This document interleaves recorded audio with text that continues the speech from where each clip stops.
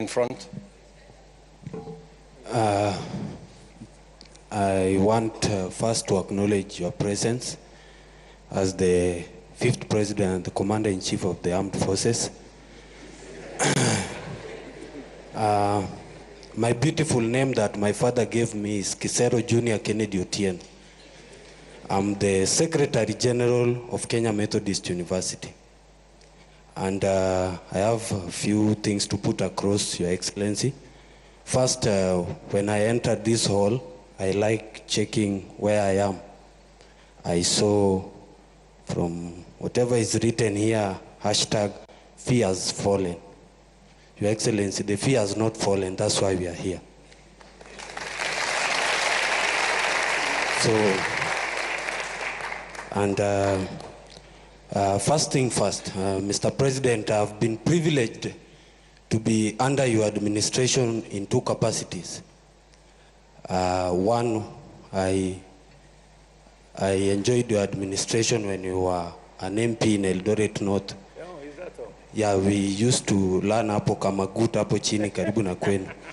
Yes. And secondly, I've also experienced your leadership now that you are the president. Mr. President, I can assure you they are totally different. From when you were MP, people used to go to the street to celebrate your achievements. Nowadays, we just go to the streets to demonstrate. And Mr. President, don't get me wrong in the first place. The reason is why I know when you are the president, it comes with a lot of responsibility and people to advise. And I will start off by saying those who advised in this new funding model, I will not be wrong to say there is a problem. And that's why we are here. We have to go back to the drawing board. We have to start off afresh. And my question is, Mr. President, the first question is, what was so wrong with the old funding model that we could not sit down and amend it? Because even a constitution of a country, you just don't wake up one day and bring a new constitution. We always go and say, hii clause imetufinya kidogo kama wananchi. We go to the parliament, they amend it, and they take it to the president to ascend and sign it. So I feel we should go back to the old funding model and amend it. Because, Mr. President, we don't lack stakeholders, we don't lack resources. These people sitting here, watu wanafanya law, nursing, medicine, there are brains here which can sit down in those panels and say, where did we go wrong? First, I want to acknowledge that the new funding model has got good ideas, very brilliant ideas, but the implementation is very wrong, and it's not pleasing based on the fact that there are also challenges from the help. You know, when comrades sit in the same room with the help guys, it's a miracle. But we are very happy to sit down with them and discuss in your presence.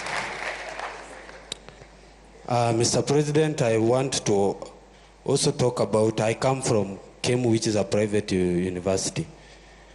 And my question there is in, you have spoken, I've understood what you have said in regards to scholarship and the loans. Comrades, you know, kama SG wendi mtu wa mkono. I have my president here, Masai Chebet. You know, comrades come to you and tell you, Kisero, we have been placed in this band. And people are really suffering, Mr. President. And my question is, why then do COOPs have to place them in private university if they can't be sustained the same way as those in public university? And in that regard, Mr. President, I acknowledge that you have said the government, kidogo tu, this is my chance with the Mr. President. You have acknowledged that the government said it has debts, and my university is one that is in the same category. Tunadai the government. They have been so lenient enough to allow students to learn with the limited resources they have. Tunaomba tu hata kidogo ndio university iendelee kufanya kazi. Because we need to learn, those who we are there. in Kemu. Then, Mr. President, recently you were awarded a beautiful degree at Baraton University, if I'm not wrong. Yes. Honorary. Yes. Degree at Baraton University. And there was one picture that really took my attention. I know most of you saw the picture. There was a little girl called Naomi who was in the midst of graduates, and he was there admiring all the graduates, the beautiful gown. Then I asked myself, why does this new funding model want to kill the dream of that young girl of one day graduating?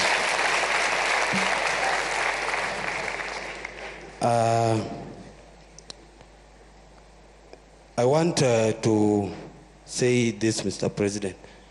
As the commander, I first started by saying I acknowledge your president as your presence as the 5th president and the commander-in-chief of our defense forces.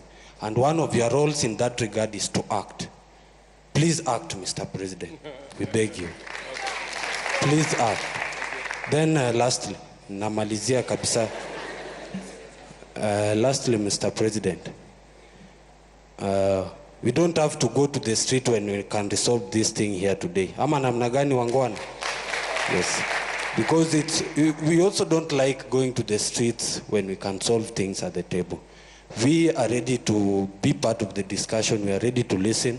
We are ready to work and ensure that we change this. But the bottom line remains, let's go to the old funding model, amend it to what you wanted to achieve with the new funding model. Thank you so much. God bless you.